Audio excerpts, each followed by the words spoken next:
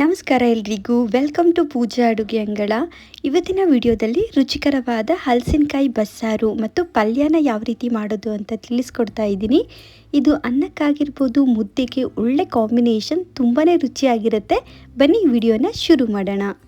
ಮೊದಲು ಹಲಸಿನಕಾಯಿನ ಬೇಯಿಸ್ಕೊಳ್ಳೋಣ. ಅದಕ್ಕೆ ಒಂದು ಕುಕ್ಕರ್ಗೆ ಒಂದು ಮೀಡಿಯಮ್ ಸೈಜ್ದು ಹಲಸಿನಕಾಯಿನ ಸಿಪ್ಪೆನ ತೆಗೆದು ಚಿಕ್ಕದಾಗಿ ಹೆಚ್ಕೊಂಡು ಒಂದು 2-3 ಸಲ ಚೆನ್ನಾಗಿ ತೊಳೆದುಬಿಟ್ಟು ಈ ಕುಕ್ಕರ್ಗೆ ಸೇರಿಸ್ಕೊತಾ ಇದ್ದೀನಿ.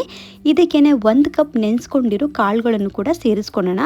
ನಾನಿಲ್ಲಿ ಒಂದು 5 ಥರ ಕಾಳುಗಳನ್ನು ನೀರಲ್ಲಿ ಓವರ್ ನೈಟ್ ನೆನೆಸಿಟ್ಕೊಂಡಿದ್ದೆ, ಅದನ್ನು ಕೂಡ ಸೇರಿಸ್ಕೊತಾ ಇದ್ದೀನಿ.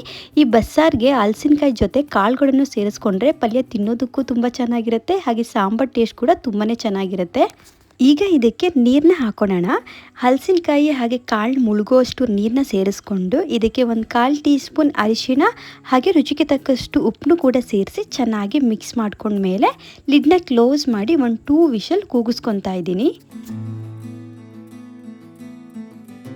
ನೋಡಿ 2 ವಿಷಲ್ ಆಗಿದೆ. ಕುಕ್ಕರ್ ತಣ್ಣಗಾದ್ಮೇಲೆ ನಾನು ಲಿಡ್ನ ಓಪನ್ ಮಾಡ್ತಾ ಇದ್ದೀನಿ. ಕಾಳು ಹಾಗೆ ಹಲಸಿನಕಾಯಿ ಚೆನ್ನಾಗಿ ಬೆಂದಿದೆ.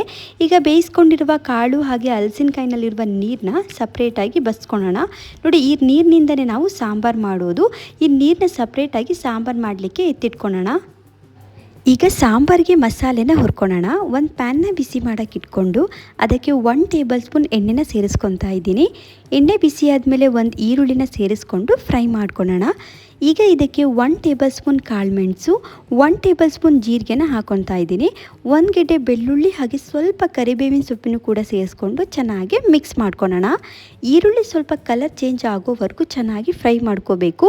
ಈರುಳ್ಳಿ ಕಲರ್ ಚೇಂಜ್ ಆದಮೇಲೆ ಇದಕ್ಕೆ 2 ಮೀಡಿಯಮ್ ಸೈಜ್ ಟೊಮೊಟೊನು ಕೂಡ ಸೇರಿಸ್ಕೊಂಡು ಫ್ರೈ ಮಾಡ್ಕೊತಾ ಇದ್ದೀನಿ.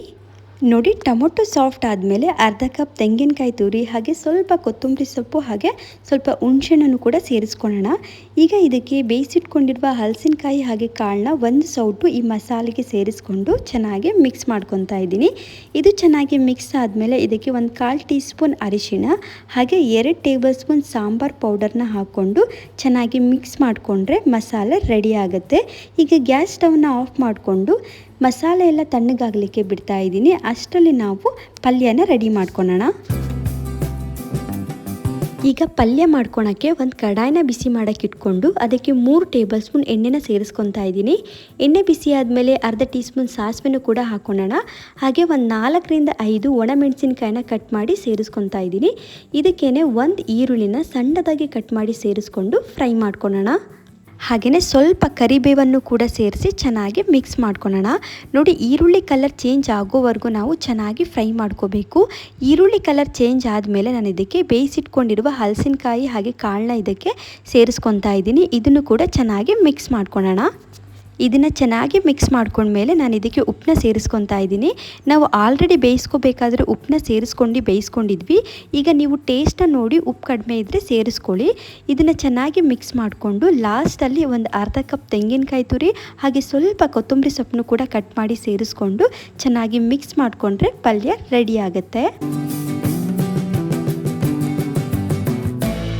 ಈಗ ಸಾಂಬಾರಿಗೆ ಮಸಾಲೆನ ರುಬ್ಕೊಳ್ಳೋಣ. ನೋಡಿ, ಮಸಾಲೆ ಎಲ್ಲ ತಣ್ಣಗಾಗಿದೆ. ಈಗ ಇದನ್ನು ಮಿಕ್ಸಿ ಜಾರ್ಗೆ ಈ ಎಲ್ಲ ಮಸಾಲೆಗಳನ್ನು ಸೇರಿಸ್ಕೊಂಡು ಇದಕ್ಕೆ ಅಗತ್ಯಕ್ಕೆ ಎಷ್ಟು ಬೇಕೋ ಅಷ್ಟು ನೀರನ್ನ ಸೇರಿಸಿ ನೈಸಾಗಿ ರುಬ್ಕೊಂಡು ಬರೋಣ. ನೋಡಿ, ರುಬ್ಬಿಟ್ಕೊಂಡಿರೋ ಮಸಾಲೆನ ನಾವು ಬಸ್ಕೊಂಡಿರುವ ನೀರಿಗೆ ಸೇರಿಸಿ ಚೆನ್ನಾಗಿ ಮಿಕ್ಸ್ ಮಾಡ್ಕೊಳ್ಳೋಣ. ಇದನ್ನು ಚೆನ್ನಾಗಿ ಮಿಕ್ಸ್ ಮಾಡ್ಕೊಂಡ್ಮೇಲೆ ನಿಮಗೆ ಯಾವ ಹದಕ್ಕೆ ಬೇಕು ಸಾಂಬಾರು ಆ ಹದಕ್ಕೆ ನೀರನ್ನ ಸೇರಿಸ್ಕೊಳ್ಳಿ. ನೋಡಿ, ಇದನ್ನು ನಾನು ಕುದಿಲಿಕ್ಕೆ ಬಿಡ್ತಾ ಇದ್ದೀನಿ. ಹಾಗೆಯೇ ಇದು ಚೆನ್ನಾಗಿ ಕುದೀತಾ ಇದೆ. ಈಗ ನೀವು ರುಚಿಗೆ ತಕ್ಕಷ್ಟು ಉಪ್ಪನ್ನು ಕೂಡ ಸೇರಿಸ್ಕೊಂಡು ಕುದಿಸ್ಕೊಳ್ಳೋಣ. ನೋಡಿ, ಸಾಂಬಾರು ಚೆನ್ನಾಗಿ ಕುದೀತಾ ಇದೆ. ಈಗ ನಾವು ಸಾಂಬಾರಿಗೆ ಒಗ್ಗರಣೆನ ಹಾಕೊಳ್ಳೋಣ. ಅದಕ್ಕೆ ಒಂದು ಚಿಕ್ಕ ಪ್ಯಾನ್ನ ಬಿಸಿ ಮಾಡೋಕ್ಕೆ ಇಟ್ಕೊಂಡು 1 ಟೇಬಲ್ ಸ್ಪೂನ್ ಎಣ್ಣೆನ ಸೇರಿಸ್ಕೊತಾ ಇದ್ದೀನಿ. ಎಣ್ಣೆ ಬಿಸಿ ಆದಮೇಲೆ ಅರ್ಧ ಟೀ ಸ್ಪೂನ್ ಸಾಸಿವೆನ ಹಾಕೊಳ್ಳೋಣ. ಹಾಗೆಯೇ 1 ಬೆಳ್ಳುಳ್ಳಿನ ಜಜ್ಜಿಬಿಟ್ಟು ಸೇರಿಸ್ಕೊತಾ ಇದ್ದೀನಿ. ಹಾಗೆ ಸ್ವಲ್ಪ ಕರಿಬೇವಿನ ಸೊಪ್ಪು, 1-2 ಒಣಮೆಣಸಿನಕಾಯಿನೂ ಕೂಡ ಕಟ್ ಮಾಡಿ ಸೇರಿಸ್ಕೊಂಡು ಹಾಕೊಳ್ಳೋಣ. ಸ್ವಲ್ಪ ಇಂಗನ್ನು ಕೂಡ ಸೇರಿಸಿ ಚೆನ್ನಾಗಿ ಫ್ರೈ ಮಾಡಿಕೊಂಡು ಈ ಸಾಂಬಾರಿಗೆ ಹಾಕೊತಾ ಇದ್ದೀನಿ. ನೋಡಿ, ಸಾಂಬಾರು ರೆಡಿಯಾಗಿದೆ.